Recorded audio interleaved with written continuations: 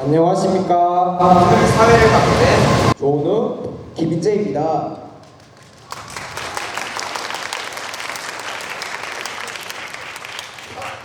이제부터 팀 프로젝트 일부 발표를 시작해 보겠습니다. 첫 번째 발표는 제노사이더 팀입니다.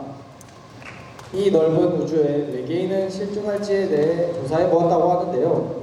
정말로 외계인이 실존할지 궁금하지 않으신가요? 네, 저도 궁금해지네요.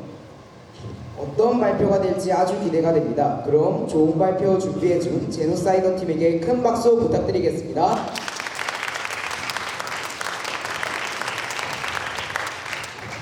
안녕하십니까. 저희는 팀 프로젝트 첫 번째 발표를 맡게 된 제노사이더입니다. 오늘 저희가 발표할 주제는 외계인이 실존할까라는 주제입니다. 먼저 간단히 목차에 대해 설명해 드리도록 하겠습니다. 첫 번째로는 탐구 동기와 목적, 그 뒤를 이어 탐구 설계 및 수행 과정, 과학적 관점, 사회적 관점, 문화적 관점, 탐구 결과 및 종합 결론, 개선점 및 활동 소감 후 인사로 발표를 마무리하도록 하겠습니다.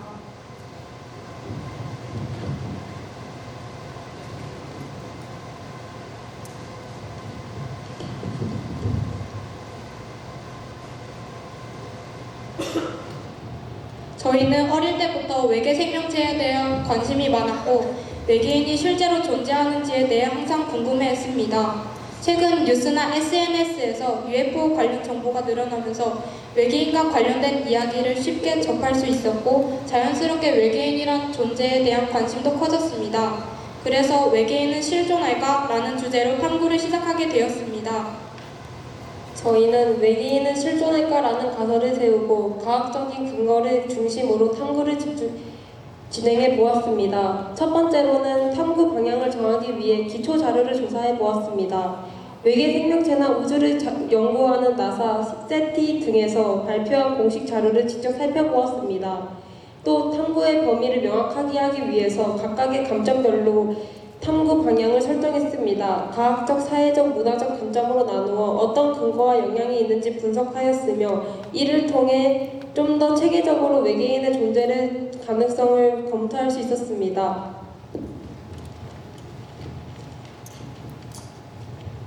과학적 관점에서 탐구한 내용은 이러합니다.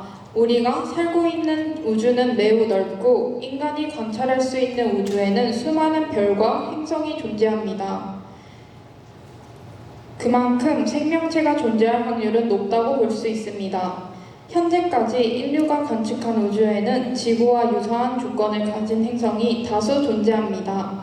그중 일부는 생명체가 존재할 수 있는 적절한 온도 범위인 골디락스 존에 위치해 있다는 사실도 밝혀졌습니다. 또한 외계인의 가능성을 수치적으로 추정하기 위해 고안된 드레이크 방정식도 있습니다.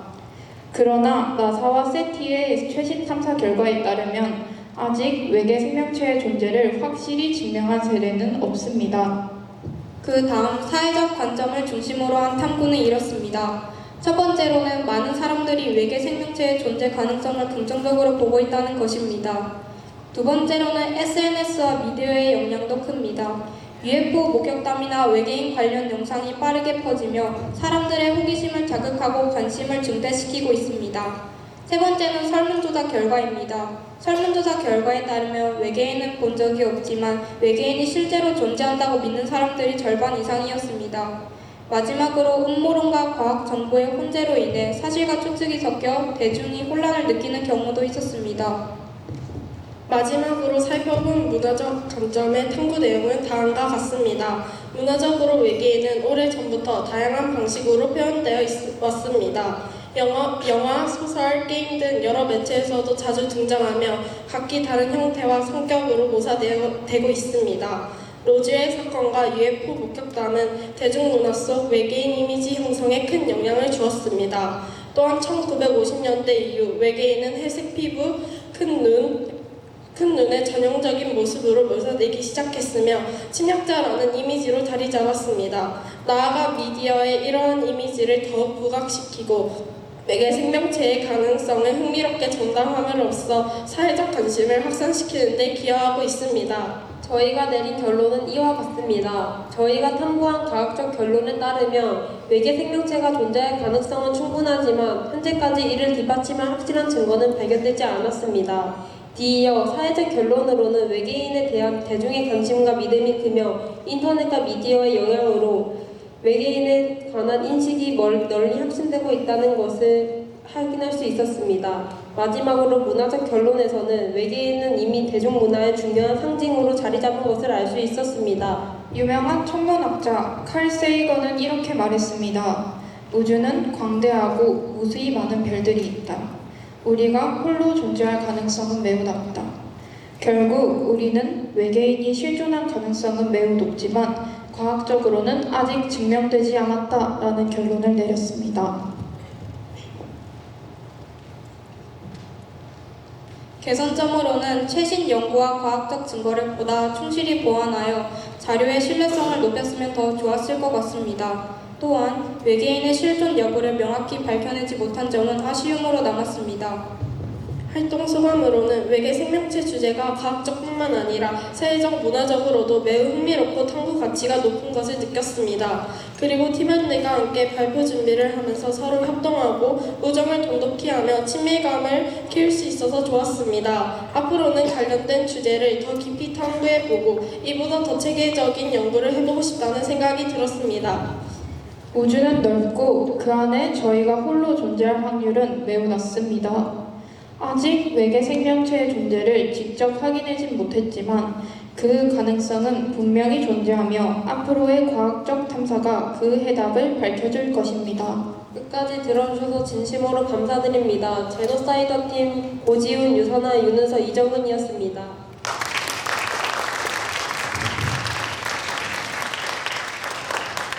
잘 들으셨나요? 외계인과 관련된 다양한 이야기를 들으니 정말 외계인이 있을 수도 있다는 생각이 드는데요. 다음으로는 고고탐 팀의 발표가 준비되어 있습니다. 3학년 학생들은 요즘 고등학교에 대한 고민이 많은 시기인데요. 네, 그래서 두 번째 발표인 고고탑 팀이 이름 그대로 거제에 있는 고등학교에 대해 탐구해 보았다고 합니다. 저희가 곧 있으면 가게 고등학교에 대한 궁금증을 해소해 줄 수 있을지 한번 들어보겠습니다. 큰 박수 부탁드립니다.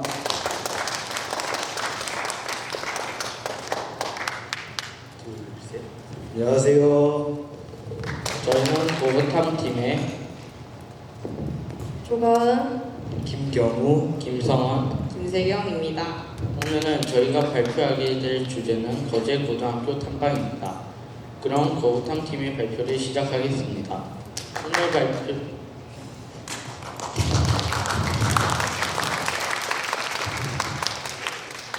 오늘 발표는 다음 순서로 진행됩니다.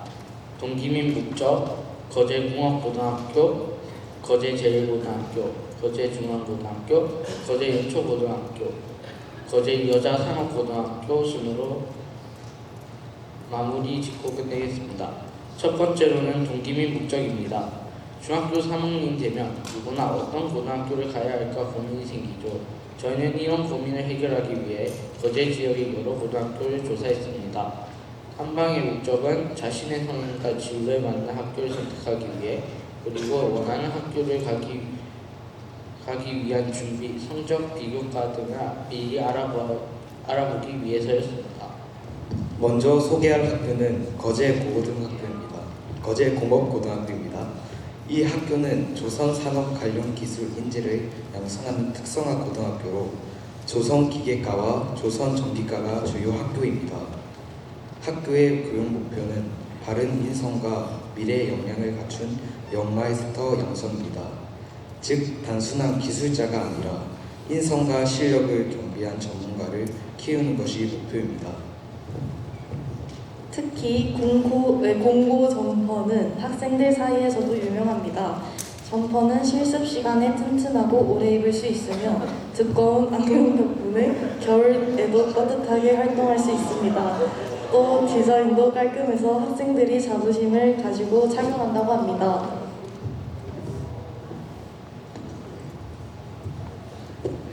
다음은 다음은 거제 제1고등학교입니다. 이 학교는 인문, 사회, 자연, 일반계 직업과정을 모두 운영하는 일반계 고등학교로 창의 융합형 인재를 키우는 것을 목표로 합니다.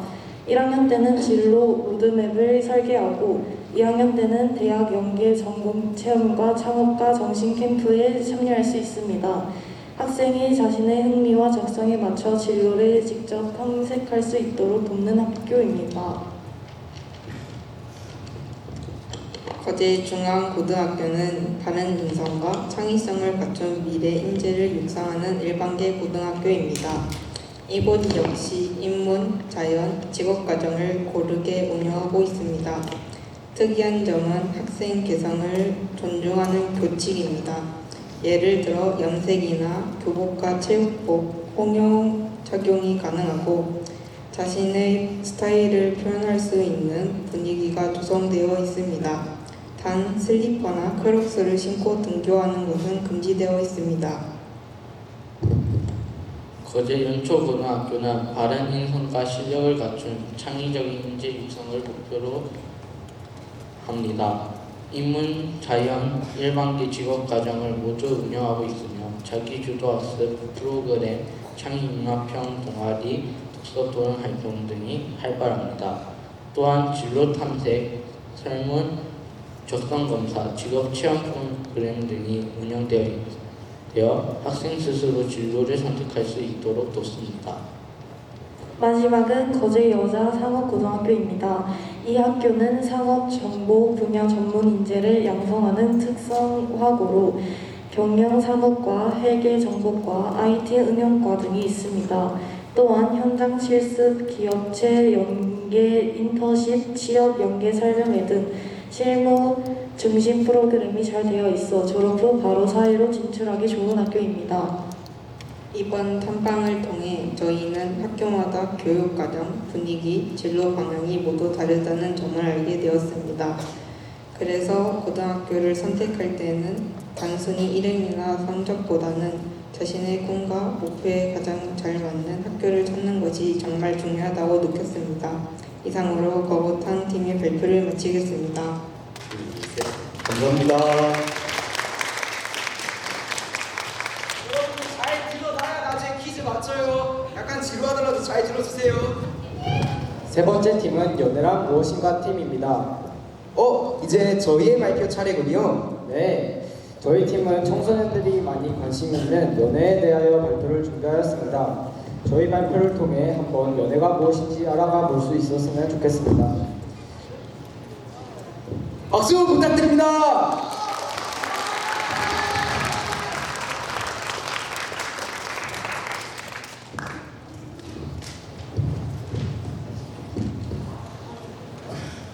안녕하십니까.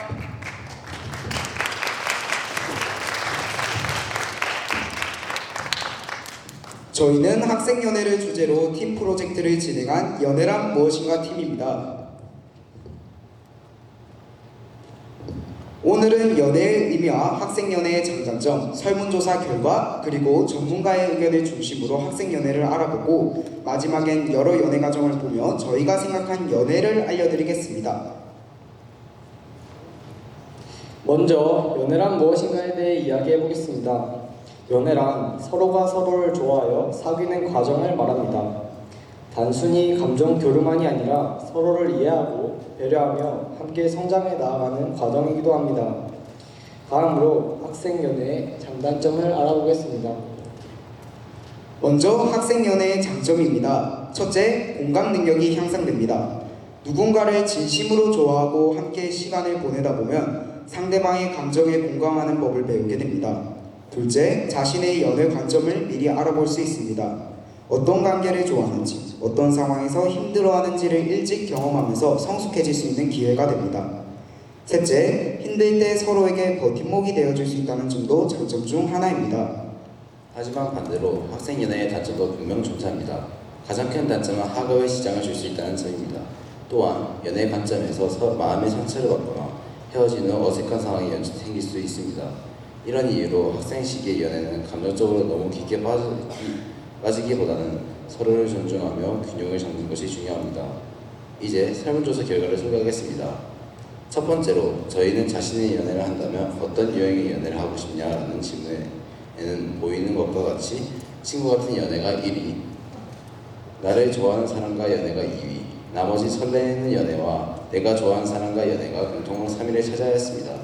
사람마다 차이는 있겠지만 저희 학교 학생들은 친구 같은 연애를 선호하는 것을 알게 되었습니다. 학생 때 연애를 해본 경험이 있냐는 질문에는 연애를 경험한 학생과 그렇지 못한 학생이 반반으로 학생 때 연애가 흔한 편이다라는 것을 알 수 있었습니다. 부가 질문으로는 연애를 해보신 분들께 언제 첫 연애를 해보셨냐고 물었을 땐 중학교 1학년 때 연애를 가장 많이 해보았다는 답변을 받았습니다.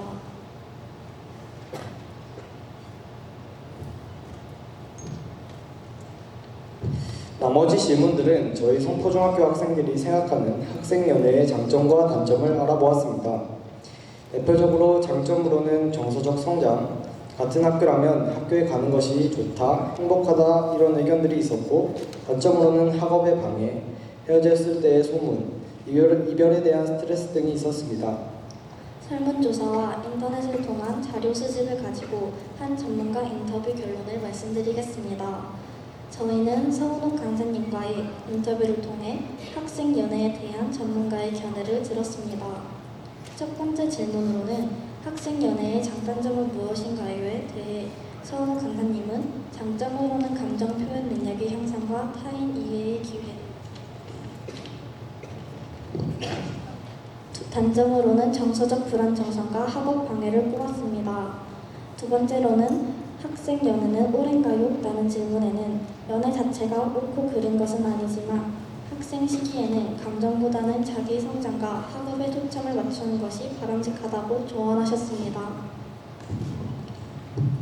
세 번째로 학생 연애는 사랑인가 호기심인가 라는 질문에는 호기심으로 시작할지라도 그 안에서 자신의 진짜 감정을 깨달아갈 때도 있고 처음부터 진지한 마음으로 연애를 하는 경우도 있기에 학생 연애를 호기심과 사랑으로 나누기보단 학교라는 사회에서 서로가 서로 다른 개성을 존중하고 이해하며 배워가는 하나의 과정이라고 말하셨습니다.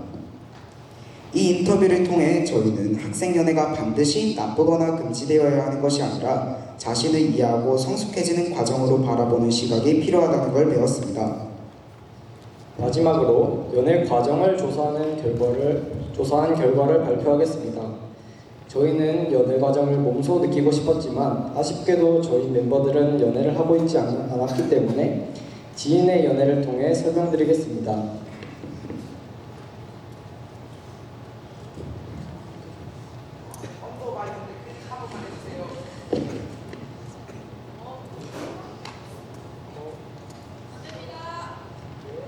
마우스로 이렇게 안 되나?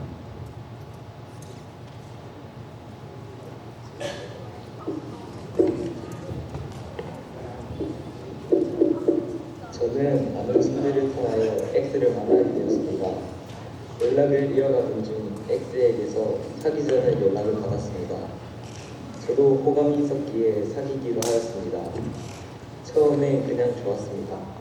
X와 사귀고 있다는 것만으로도 행복했어요.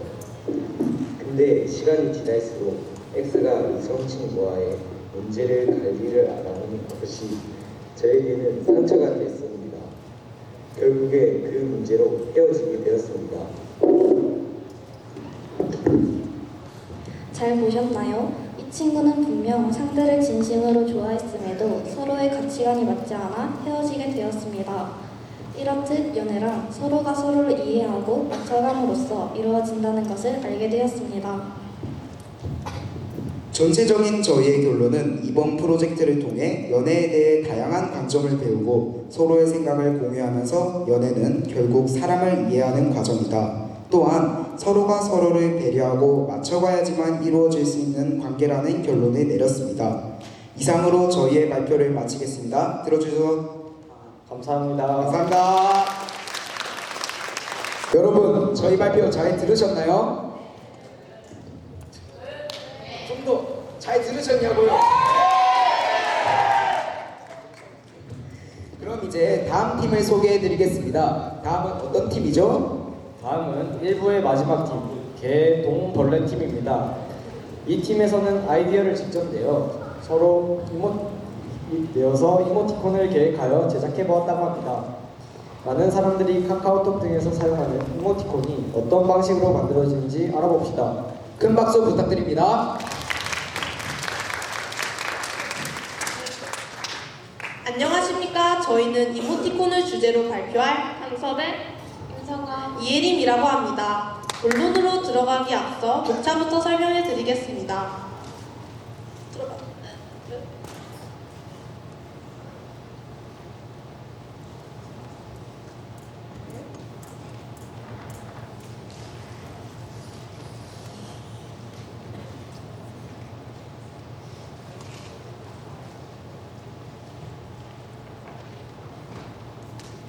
저희 팀은 이모티콘 유래로 시작해 이모티콘 수익, 제작 과정과 설문조사, 이모티콘의 승인 결과 및 팀 프로젝트 이후의 계획, 그리고 퀴즈 순으로 발표를 시작하겠습니다.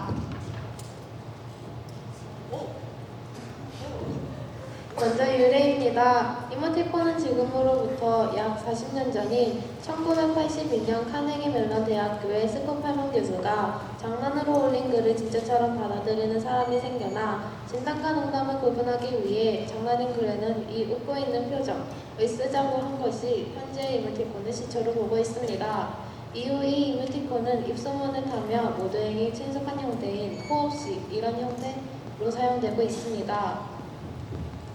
여러분 그거 아시나요? 동양과 서양의 이모티콘에 유의미한 차이가 있다는 사실 어떤 차이인지 궁금하지 않으신가요? 네. 그렇군요. 지금 보고 계신 눈웃음과 정색하는 듯한 표정인 이모티콘. 이 이모티콘이 무엇이냐 하면 한국 최초의 이모티콘입니다. 여기서 서양과 동양의 차이점을 알아볼 수 있는데 서양은 주로 입에 초점을 맞춘 이모티콘이지만 동양은 입보다 눈에 조금 더 초점을 둔 이모티콘인 것을 알 수 있습니다. 왜 그럴까요? 이에 대한 주장으론 서양 사람은 감정을 읽을 때 입을, 동양 사람은 눈을 본다고 합니다. 또 다른 차이로는 동양의 입꼬리 쪽 근육이 상대적으로 위치가 낮아 서양에 비해 입꼬리가 위로 올라가지 않기 때문이라는 설도 있습니다. 다음은 수익입니다. 이모티콘 작가의 수익은 얼마나 될까요? 가끔가다 들어보신 금액은 억대를 넘어가셨을 것 같습니다. 하지만 그런 수익을 얻는 분들은 뭐 하시는 분들일까요? 매우 킹 왕짱 인기 작가들입니다. 맞습니다. 킹왕짱 인기 작가들입니다. 이모티콘 금액은 3,000원으로 구매 시 카카오에서 수수료로 70%나 떼가기 때문에 작가에게는 750원밖에 떨어지지 않습니다. 그래서 대부분의 비인기 작가들은 월 평균 약 50만원 수준을 봅니다. 아니 이렇게 조금 벌면 뭐 먹고 살아요? 네, 말씀해주신 것처럼 앞서 말한 억대의 작가가 비교하면 차이가 어마무시하게 커 대부분의 작가들은 이모티콘을 부업으로 작업한다 합니다. 여러분들은 이모티콘을 제작할 때 어떤 양식을 쓰냐에 따라 만들어야 하는 가짓수가 다르다는 것을 알고 계셨나요? 네, 제가 알기로 움직이는 이모티콘 24개, 멈춰있는 이모티콘 32개, 큰 이모티콘은 12개인 걸로 아는데 맞죠? 어머, 어떻게 하셨대요? 제 옆에 있는 발표자분들이 말씀해 주신 것처럼 만들어야 하는 이모티콘은 제작해야 할 이모티콘 개수에 따라 다릅니다. 그렇기에 만들기 전에 어떤 이모티콘 양식으로 만들어야 할 것을 정하고 들어가야 했는데요. 저희 팀은 사용자들이 이 중 어떤 양식의 이모티콘을 자주 사용하는지 알아본 결과 큰 이모티콘의 사용 빈도가 가장 적었고 멈춰있는 이모티콘은 어떤 표현을 하려는지 단번에 알아차릴 수 있는 특징이 있으며 실생활적으로 다양한 상황에 사용되는 반면 움직이는 이모티콘은 쉽게 말로 설명되지 않는 특수한 상황이 아니라면 사용되기 까다롭다는 단점이 있어 주로 사용되지 않음을 알 수 있었습니다. 그러나 요즘은 움직이는 이모티콘이 실생활적이게 사용되는 빈도가 높아지고 있습니다. 하지만 팀 프로젝트 활동인 것을 감안하고 보면 움직이는 이모티콘은 승인이 나기 어렵고 제작 기간도 오래 걸린다는 단점 때문에 저희는 멈춰있는 이모티콘을 3개로 제작하기로 하고 다양한 예시를 보여드리기 위해 나머지 1개는 움직이는 이모티콘으로 제작하기로 하였습니다. 다음은 설문조사 결과입니다. 저희 팀 프로젝트에서 결과적으로 의견 수용이 가장 중요하다고 여겨 학생들과 선생님들을 대상으로 설문조사를 한 결과 59분께서 참여해 주셨고 그중 88% 거의 대부분의 참여자분들이 이모티콘을 사용한다라고 답해 주셨습니다. 다음 질문으로는 이모티콘을 사용한다면 어떤 색채를 가진 이모티콘을 선호하는지 물어봤는데요. 원색은 17표, 무채색 13표, 기타 3표, 파스텔톤이 20표로 가장 많았습니다. 이를 종합해 봤을 때 제작 시 어떤 색채를 사용해도 문제가 없을 것을 느꼈습니다. 이모티콘을 사용한다면 어떤 이모티콘을 사용하시겠습니까? 라는 질문에 웃긴, 실사적인, 예쁜 이모티콘 순으로 높게 나왔고 귀여운 이모티콘이 38표로 다수의 분들이 귀여운 이모티콘을 선호하시는 것을 알 수 있었습니다. 저희는 앞서 설명해드린 사용자 조사 결과를 바탕으로 제작에 돌입해왔습니다. 이모티콘이 승인하는 데까지 약 1주에서 4주 정도인 것을 확인해 저희 팀은 9월 말 모두 완성 후 여기 보이는 카카오 이모티콘 스튜디오 사이트에 들어가 이모티콘을 첨부한 후 제안하였습니다. 그럼 이제 가장 궁금하실 수 있는 승인 결과에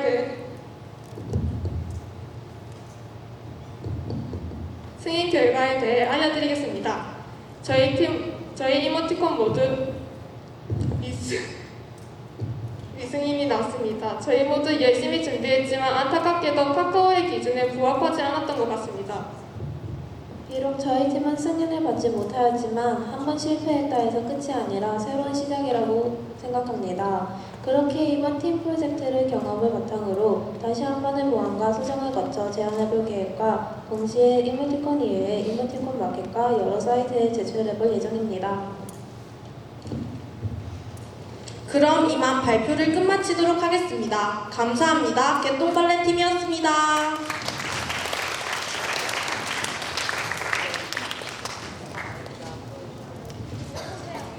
이렇게 1부 마지막 발표가 끝나게 됐습니다. 아주 귀엽고 재미난 이모티콘이 많았죠? 그렇네요. 1부 발표자분들은 이제 자리로 돌아가 주시고 2부 발표자분들은 대기자석으로 이동해 주세요. 이제 퀴즈 및 추천 시간을 갖도록 하겠습니다. 이제 2부 발표를 시작하겠습니다. 2부의 첫 발표는 모스부어 팀입니다. 이번 팀에서는 테라리움에서 이끼를 키우며 관찰하여 이끼의 숨겨진 가치에 대해 탐구해 보았다고 합니다. 작은 통 속에 작은 생태계인 테라리움에서 어떤 일이 발생하게 될지 함께 보며 궁금증을 해결해 봅시다. 큰 박수로 맞이해 주세요.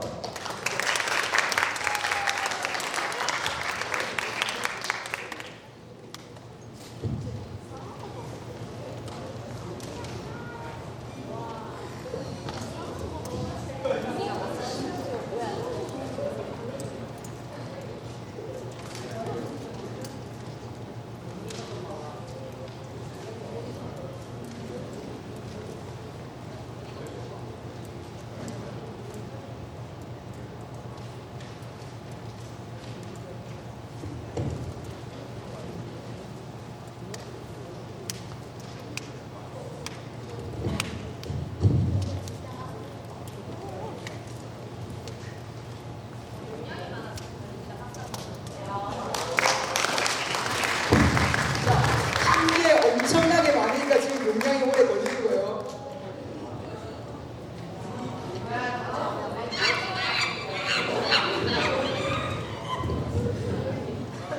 안녕하세요.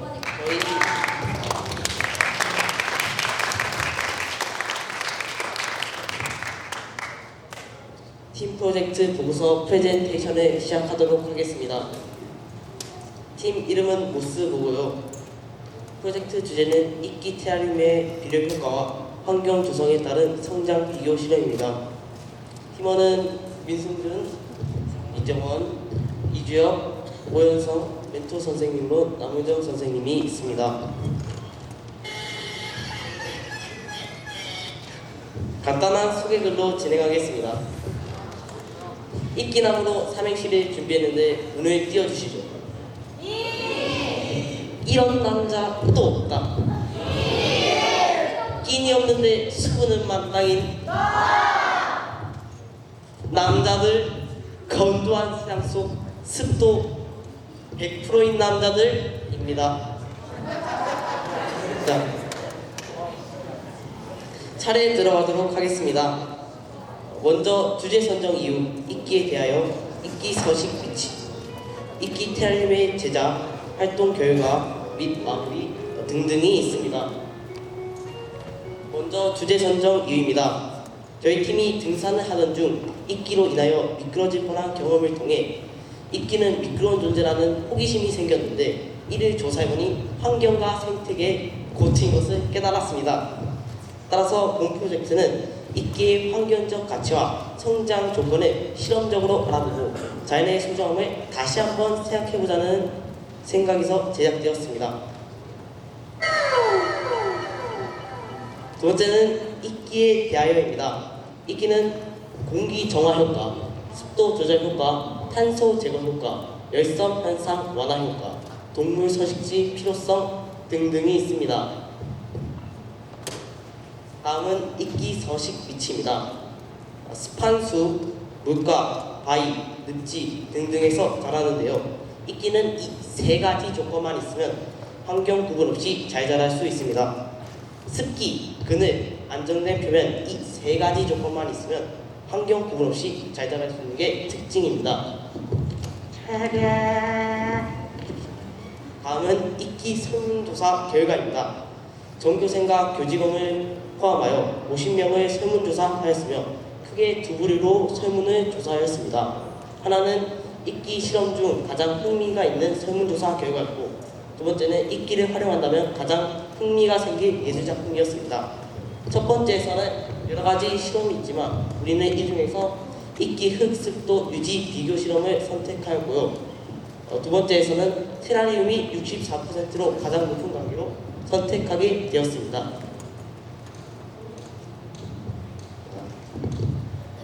이끼 설문조사 결과에 따른 실험 가설입니다. 저희 팀은 크게 두 가지 부류로 분류하였는데요. 첫 번째는 이끼 흙습도 실험을 통해 이끼가 어떤 흙을 좋아하는지 알아보고 나아가 이끼가 적합한 비료 환경에 관한 실험도 해보자. 이게 첫 번째였고요. 두 번째는 테라리움을 만들고 나아가 무슨 환경이 적합한지 실험해보자 였습니다.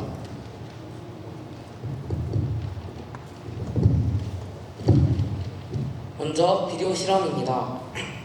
세 가지 환경을 구성하였으며 첫 번째는 흙이 없는 조건에서 이끼의 생존 실험이며 두 번째는 일반 원예용 상토 실험이었으며 세 번째는 비료 성분을 거의 제거한 토양 사용 실험이었습니다.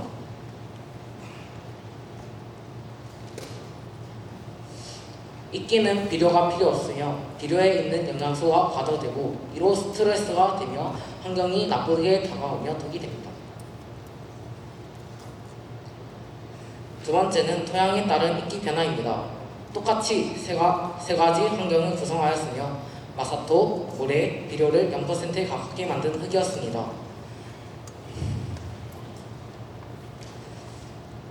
모래, 마사토, 비료를 0%에 가깝게 만든 흙 순으로 좋았으며 여기서는 수분 흡수와 통기성이 주 목표하였습니다. 마사토와 모래는 너무 극과 극이었으며 비료를 0%에 가깝게 만든 흙은 둘 다 준수했기 때문에 알맞았습니다. 세 번째는 테라리움 만들기입니다. 먼저 유리병을 구합니다. 자갈돌로 배수층을 만듭니다. 모래로 흙이 무너진 사태 예방 및 배수층을 합니다. 이끼가 있을 토양을 깔아주고요. 이끼를 깔아주고 배치에 신경을 씁니다. 꾸밀 액세서리를 추가하고 완성입니다. 결과는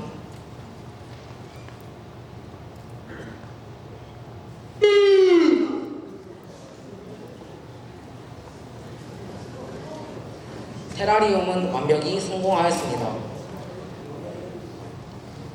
테라리움 완성품이고요. 왼쪽은 비료로 인해 영양소가 과다되어 죽었습니다. 오른쪽은 성공하였습니다. 네 번째는 이끼 테라리움 환경 조성 변화입니다. 세 가지 환경을 조성하였으며 서라반, 박, 1학년 일반 창가에서 실험하였습니다. 여기서 주된 목은 통풍과 햇빛이었습니다. 서라반은 통풍과 햇빛이 둘 다 없어 말라 비틀어 죽었습니다. 밖은 통풍은 너무 적당한데 햇볕이 너무 많이 쬐어 이 또한 말라 비틀어 죽었습니다. 1학년 일반 창과는 둘 다 충족되어 오래오래 살아남았습니다. 활동 결과입니다. 테라리움은 생태환경이며 이끼에 대하여 한 발짝 다가갈 수 있는 마성의 이후 실험은 대성공으로 마친 좋은 경험이었고요.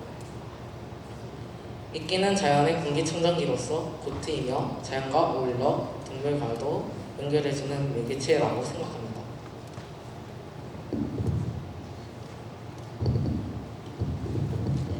이끼로 인하여 자연의 침해감을 쌓았고 동물의 서식지가 될 수 있다는 점이 흥미로웠습니다.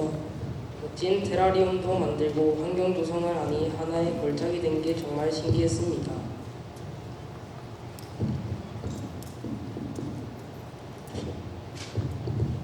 저희의 팀 프로젝트를 봐주셔서 감사합니다. 이상 이끼 테라리움 환경 조성에 따른 변화 실험을 담은 모습보였습니다. 감사합니다.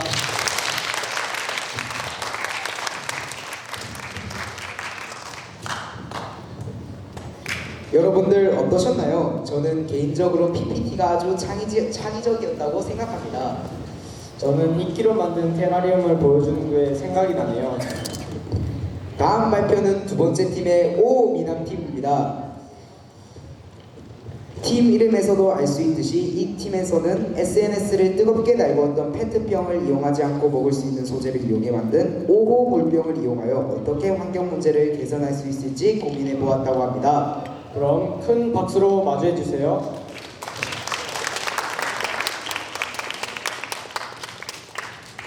하나 둘 셋.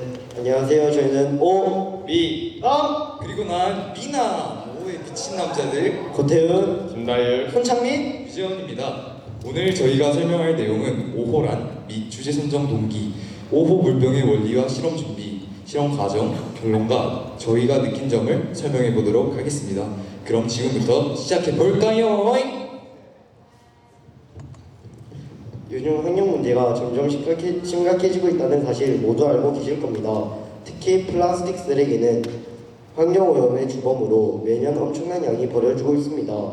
이 플라스틱이 자연에서 분해되기까지는 최소 수백 년이 걸리고 그 사이 동물들이 섭취하거나 미세 플라스틱으로 변해 인간의 몸속까지 들어오기도 합니다.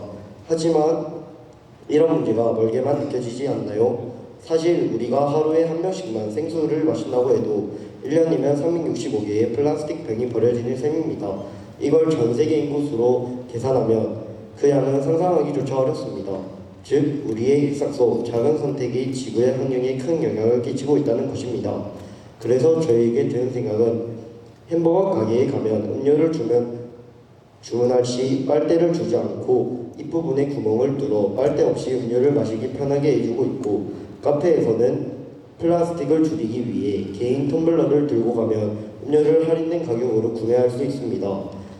이런 우리 주변에서도 플라스틱 사용을 줄이기 위해 많은 노력을 하고 있습니다. 그래서 조사하던 중 햄버거 가게와 카페에서 공통적인 부분으로 플라스틱 병 사용을 줄여 플라스틱 배출량을 줄이고 있는 점을 발견하게 되었습니다. 우리 주변에서 가장 많이 쓰이는 플라스틱 제품 중 하나가 바로 물병이라고 생각하게 되어 물병 사용을 줄이기 위해 생각한 것이 5호 물병이었습니다.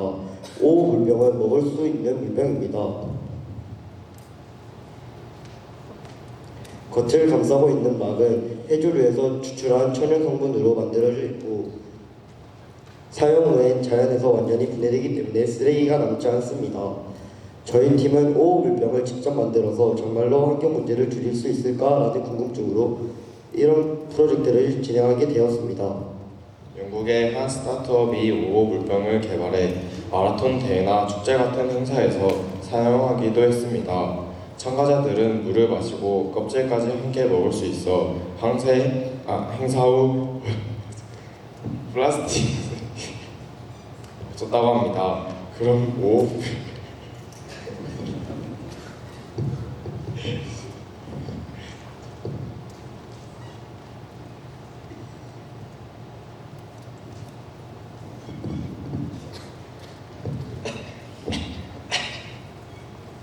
오물병이 만들어지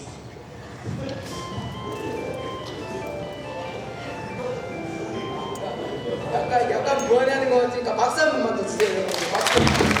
크게.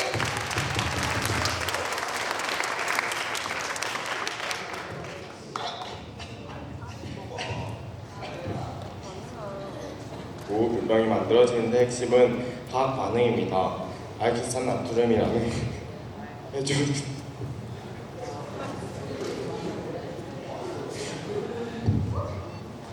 쌍칼슘이라는 칼슘 이온이 만나면 붙는 막이 형성됩니다. 이 막이 물을 감싸게 되면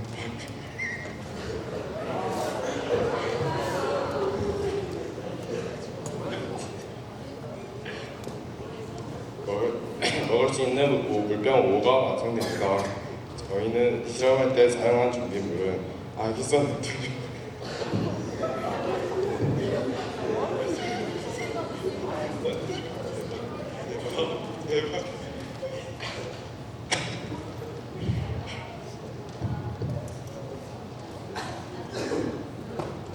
나트륨 컵 2개, 손가락이나 문자, 종이컵 타이머입니다.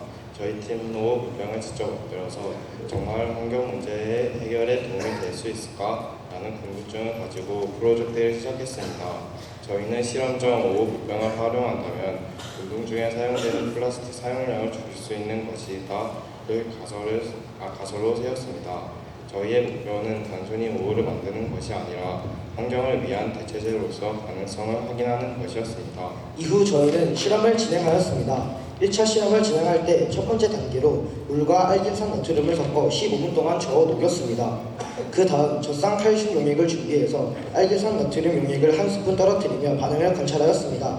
처음엔 반응이 잘 일어나며 젤리처럼 막이 형성되었고 겉으로는 완성된 오후 물병처럼 보였으나 막이 얇고 물이 끈적거려서 형태가 쉽게 무너졌습니다. 즉 1차 실험은 부분적으로는 성공하였으나 실질적으로는 실패하였습니다. 그래서 저희는 실패 원인을 분석했습니다. 알긴산 나트륨의 농도가 너무 낮고 젖는 속도와 반응 시간이 일정하지 않았던 게 문제였습니다. 여기서 저희는 가능성을 보고 이후 2차 실험에서는 알긴산 나트륨의 농도를 높이고 젖산칼슘의 양을 줄여 막이 더 단단하게 형성되도록 조절하였습니다. 또 반응 시간을 길게 하여 천천히 젤리막이 생기도록 했습니다.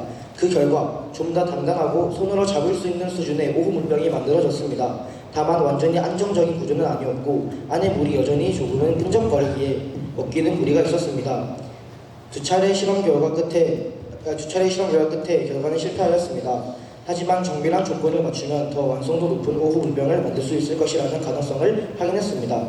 그렇기에 저희는 실패하였지만 이 팀 프로젝트를 통해 실험을 진행하며 과학적 사고와 환경오염에 대해 많은 지식을 쌓았습니다.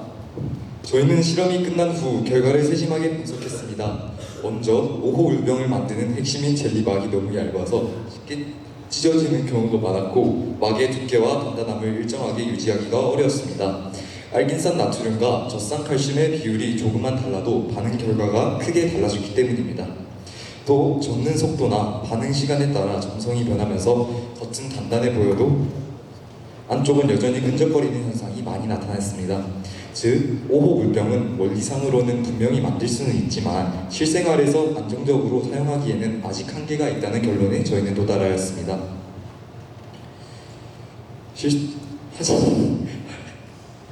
하지만 저희는 이 결과를 단순히 실패라고 생각하지 않았습니다. 오히려 이번 실험을 통해 많은 것을 배우고 느낄 수 있었습니다. 무엇보다 실험은 항상 계획대로 되지 않는다는 사실을 몸소 체험했습니다. 책이나 영상으로 볼 때는 간단해 보였던 과정이 직접 체험해보니 농도 조절, 교반 속도, 반응 시간 등 수많은 변수에 영향을 받았고 그 과정에서 과학적 사고력과 문제 해결 능력이 얼마나 중요한지를 알게 되었습니다. 또한 저희는 실패의 원인을 찾는 과정이 얼마나 예민한지도 깨달았습니다. 처음에는 단순히 결과가 잘 안 나왔다고만 생각했지만 다시 실험을 복귀하고 원인을 분석하면서 과학은 결과보다 과정이 중요하다는 것을 깨달았습니다. 과학은 결과보다 과정이 중요하다는 것도 실감했습니다. 그 다음 팀워크의 중요성도 컸습니다. 실험 중 한 명이 용액을 저을 때 다른 사람은 타이머를 재고 또 다른 사람은 농도를 기록하며 서로 역할을 나누었습니다. 혼자였다면 절대 해낼 수 없었을 일들이 팀원 간의 협력으로 가능해졌다는 점이 정말 인상 깊었습니다. 이 프로젝트를 통해 저희는 과학의 힘뿐만 아니라 작은 아이디어가 세상을 바꿀 수 있다는 가능성을 보았습니다.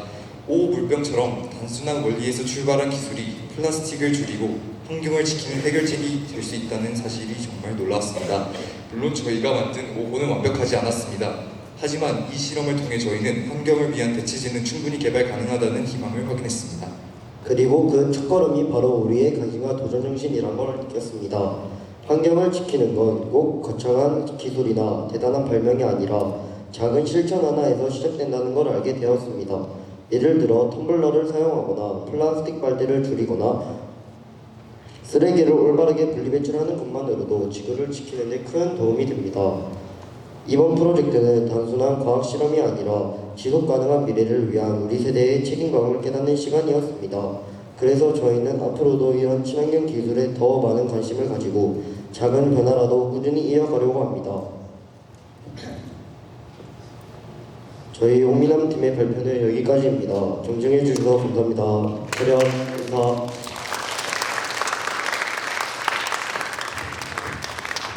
오호, 이거 참 유용한 물병이군요. 다음 팀은 챗 GPT보다 똑똑한 팀입니다. 이 팀은 챗 GPT뿐만 아닌 다른 AI들도 조사하였다고 합니다. 요즘 많이 주목받고 있는 AI, 어떤 발표가 될지 기대가 됩니다. 큰 박수 부탁드립니다.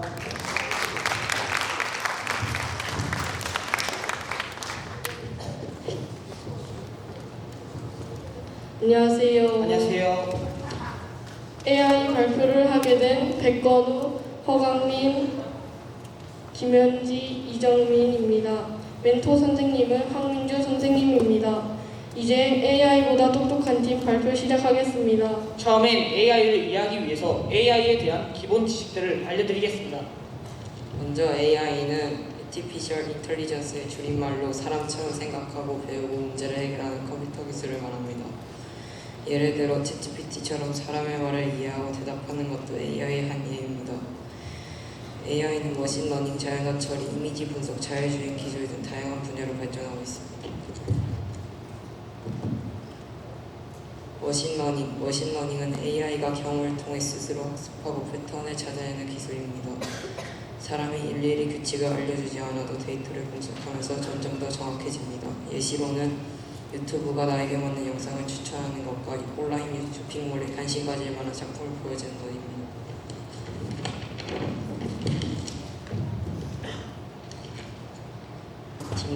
딥러닝은 머신러닝의 한 종류로 뇌의 신경망을 모방하는 기술입니다. 수많은 층을 가진 인공신경망을 통해 복잡한 문제도 해결할 수 있습니다. 예시로는 얼굴 인식 음성이 시 자율주행 장애물 감지가 있습니다. 자연어 처리는 사람의 언어를 이해하고 해석하는 기술입니다. AI가 문장을 읽고 대답하고 요약하거나 번역할 수 있게 해줍니다. 예시로는 챗GPT와 같은 AI 챗봇 음성 비서 자동 번역이 있습니다. 다음은 AI의 발전 과정입니다. 1단계 규칙 기반. 사람이 직접 만든 규칙에 따라 작동하고 단순 계산, 제한된 작업이 가능합니다. 2단계 머신러닝. 1980년대에서 2010년대 초에 사용되었습니다. 데이터에서 스스로 학습할 수 있고 이메일 스팸 필터, 추천 시스템이 등장하였습니다. 3단계 딥러닝과 자연어 처리. 딥러닝 인공신경망을 이용해 복잡한 문제 해결, 음성인식, 얼굴인식, 자율주행, 챗봇 등장. 대규모 데이터와 컴퓨터 파워가 필요합니다. 4단계 생성형 AI와 자율 AI. AI가 글, 그림, 음악 등 창작 활동이 가능하게 되었고 챗GPT, 델-E, 자동 영상 제작 등 사람처럼 창의적 작업이 가능해졌습니다. 이제 기본 지식은 충분히 다진 것 같고 저희 팀 주제 AI 발전은 미래에 어떤 영향을 미칠까로 가보도록 하겠습니다. 먼저 산업과 사회에 미치는 영향입니다. 우선 산업 경쟁력 및 혁신 촉진이 이루어집니다. AI의 기술로 생산성 향상, 비용 절감, 새로운 비즈니스 모델과 신산업 창출, 제조, 금융, 의료 등 산업 혁신이 가속화됩니다. 두 번째로는 사회 복지와 질이 향상됩니다. 맞춤형으로 스마트 도시, 교육 혁신, 고령화 문제 해결을 위한 돌봄 로봇과 자동화 시스템 재난 예측 대응 시스템이 개선되는 효과가 있습니다. 세 번째로는 고도화된 의사결정과 정책 수립 지원이 가능하게 됩니다. 빅데이터 분석으로 정확한 사회 문제를 진단하고 효율적인 자원 배분과 정책 설계를 할 수 있게 됩니다. 마지막으로는 일자리 변화와 새로운 기회를 창출할 수 있게 될 것입니다. AI 개발, 유지, 보수, 윤리 감시 등 새로운 직업과 인간과 AI 협업으로 창의적 업무가 확대될 것입니다. 지금까지는 긍정적인 영향을 살펴보았다면 지금부터는 부정적인 영향에 대해 얘기해 드리고자 합니다. 우선 일자리가 감소하고 노동시장이 불안해질 수 있습니다. 단순한 노동 및 반복 업무 대체로 일부 직업의 소멸이 우려되고 기술 격차로 인한 고용 불평등이 심화될 것입니다. 두 번째로는 사회적 불평등과 디지털 격차가 확대될 것입니다. AI 기술에 접근 가능한 사람과 그렇지 못한 사람의 격차가 커지고 지역, 계층 간 자원 분배 불균형 심화 가능성이 있습니다. 세 번째로는 윤리적 문제와 법적 책임이 불명확해질 수 있습니다. AI 판단 오류에 따른 피해 발생 시 책임 소재가 불분명해지고 개인정보 및 감시 사회가 우려됩니다. 마지막으로는 사회 통제 강화 및 자유 제한 가능성이 생기게 됩니다. 감시 시스템과 빅데이터 활용으로 개인 자유가 침해되고 AI 기반의 자동화된 의사결정이 인간 통제 밖으로 벗어날 위험이 있습니다. 다음으로 미래 일상생활에 미치는 영향입니다. 좋은 점으로 AI 비서 일정 관리, 쇼핑, 건강 관리 등 개인 맞춤형 도움 제공, 스마트 홈 시스템으로 집안 환경을 자동으로 조절, 편리한 생활 환경 조성, 자동 청소기, 스마트 냉장고 등 가전제품을 자율적 동작, 자율주행차로 안전하고 편리한 이동 가능, 건강과 안전 증진, 건강 모니터링과 조기 진단 지원, 고령자 돌봄 로봇과 응급상황 대처, AI, 개인 수지에 맞는 맞춤형 학습 지원, AI가 만든 콘텐츠로 다양한 취미 활동과 여가 생활.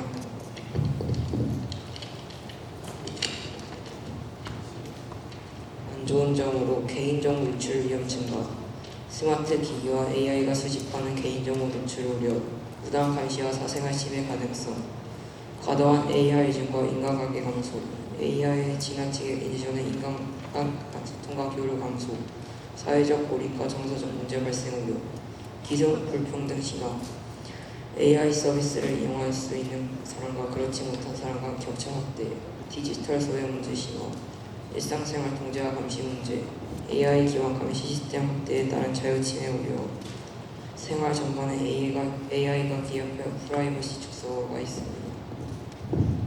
이제 마지막으로 결론입니다.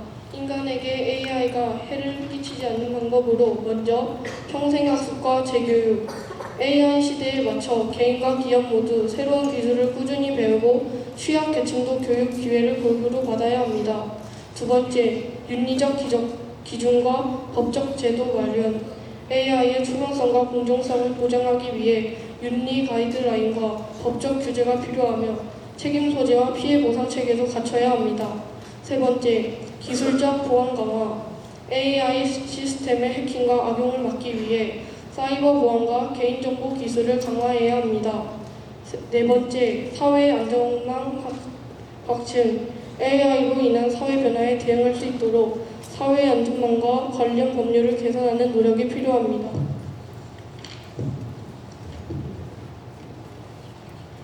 지금까지 AI보다 똑똑한 팀이었습니다. 발표를 들어주셔서 감사합니다.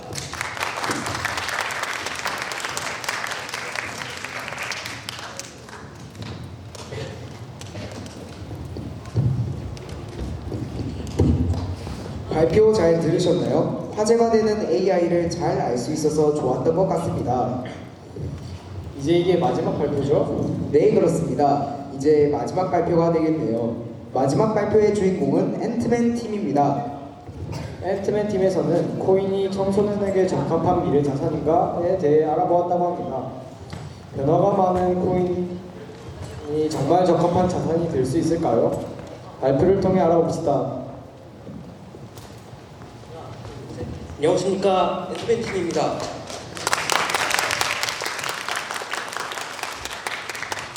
저희는 가상화폐가 청소년이 보유하기 좋은 미래 자산일까라는 주제로 탐구를 진행하였습니다.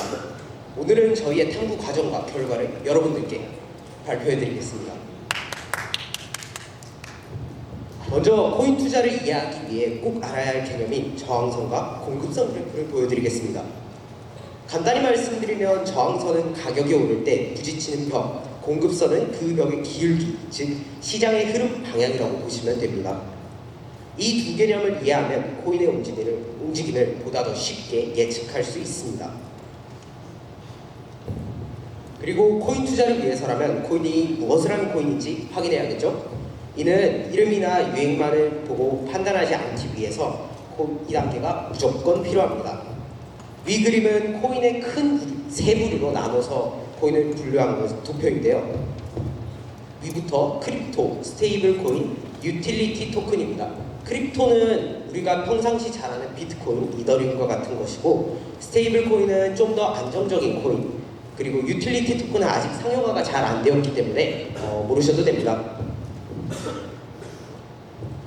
저희는 코인에 가장 영향을 주는 요인을 두 가지로 나누어서 분석했습니다. 첫째는 사회적 이슈입니다. 코인은 주식이나 펀드보다 단기적으로 사회적 이슈에 훨씬 더 민감하게 반응하는데요. 그 중에서도 가장 큰 영향을 주는 것은 바로 정치적, 정책적 요인이었습니다.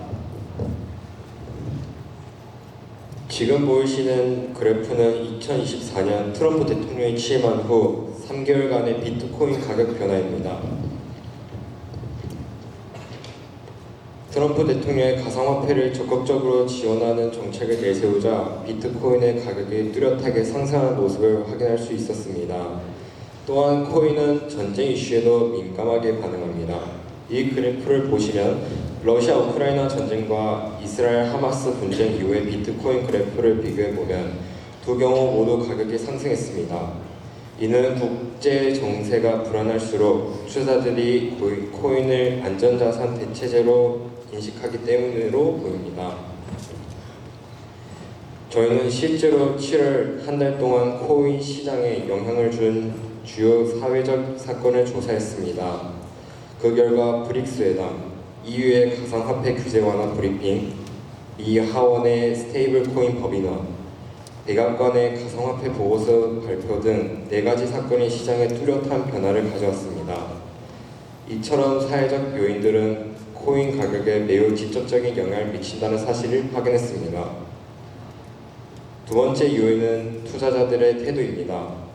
코인 역시 수요와 공급의 법칙을 따르기 때문에 투자자들의 감정과 여론이 가격에 직접적인 영향을 줍니다. 저희는 이를 분석하기 위해 X, 디스코드, 그리고 레딧과 같은 글로벌 커뮤니티를 활용하여 투자자들의 반응과 여론을 관찰했습니다. 탐구 활동을 진행하면서 저희 팀은 4가지 원칙을 내세웠고 이를 지켰습니다. 첫째, 손실이 마이너스 10%를 넘으면 손절한다. 둘째, 수익이 플러스 30%를 넘으면 매도한다. 셋째, 손실을 두려워하지 않는다. 넷째, 모든 과정을 기록으로 남긴다. 이 원칙들을 기반으로 투자 탐구 활동을 진행했습니다. 결과적으로 저희는 초기 원금 6만 원으로 약 2,000원의 손실을 보았습니다. 세부적으로 보면 비트코인은 플러스 3%, 이더리움 마이너스 1%, 솔라나 마이너스 5%, 체인링크 플러스 1%, 그리고 크로노스는 플러스 35%의 수익을 기록했습니다. 특히 위 그래프에서는 보이는 크로노스는 저희 탐구에서 가장 높은 상승률을 보인 종목이었습니다. 이러한 결과를 바탕으로 저희는 다음과 같은 결론을 도달했습니다. 가상화폐는 청소년에게 시장을 관찰하고 경제용 개념을 배우는 학습 대상으로서는 매우 적합하지만 미래의 자산으로 보유하기에는 리스크와 문제가 아직 크다고 판단했습니다. 즉, 청소년에게 학습용 자산으로는 좋지만 투자 자산으로는 아직 이르다고 할 수 있습니다. 다만 성인이 되어 리스크를 감당하고 예측할 수 있는 능력을 갖춘다면 가상화폐는 충분히 유망한 미래 자산이 될 수 있다고 보입니다. 이번 탐구를 통해 저희는 단순히 수익을 내는 것뿐만이 아니라 투자 과정에서 많은 것을 배웠습니다. 앞으로 이러한 활동을 할 때 더욱더 신중하고 더욱더 인내심 있게 시장을 관찰하며 변화를 느끼고 흐름을 읽을 수 있는 통찰력을 기르는 것이 필요하다고 느꼈습니다. 이상으로 엔트맨팀의 발표를 마치겠습니다. 지금까지 경청해 주셔서 감사합니다.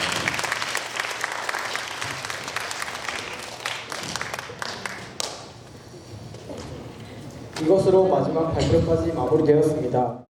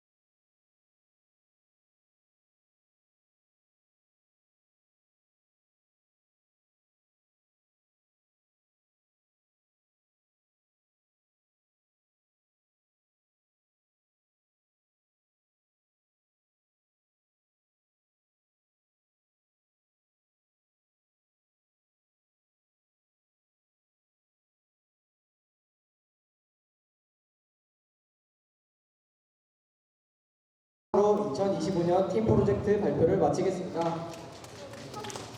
감사합니다. 네, 큰 박수 부탁드립니다.